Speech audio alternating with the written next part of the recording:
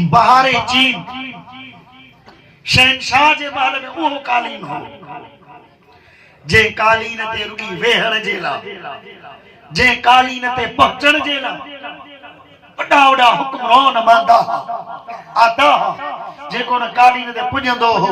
पाण खे खुश नसीब समझंदो हो त दुनिया जी असीम तरीन कालीन ते मां वेही आयो ईरान फतह थियो हर उमर इब्न ख़त्ताब फतह कयो माले गनीमत में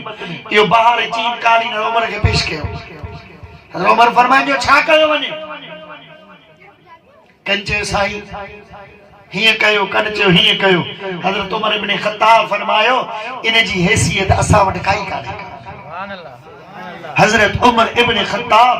इन बहार चीन कालीन के नबवी मस्जिद जे दरवाजे जे उन जाय ते विछराए छडियो जे जाय ते मुरे मुस्तफा रा गुलाम अची जुतियूं लाहींदा गाल समझ में अचे थी सुभान अल्लाह ये हुजूर जा गुलाम ये अल्लाह जा कामिल बना जे कालीन ते दुनिया वारा हुक्मरान तसदा वेहण ला उमर इब्न ख़त्ताब उन कालीन के नबवी मस्जिद जे दरवाजे ते जुतिन वारी जाय ते विछायो ऐं बुधायो दुनिया वारो मुझे मुस्तफा करीम जे गुलामन वट दुनिया जी का अहमियत कान्हे का मुझे हबीब करीम जे गुलामन वट कायनात जी या जेका दुनियादारी में वडी कीमती शयून इनी का हैसियत काने छो तुझी तवार मीर मोहम्मद साईं करीम रब जी ज़ात सां लॻल आहे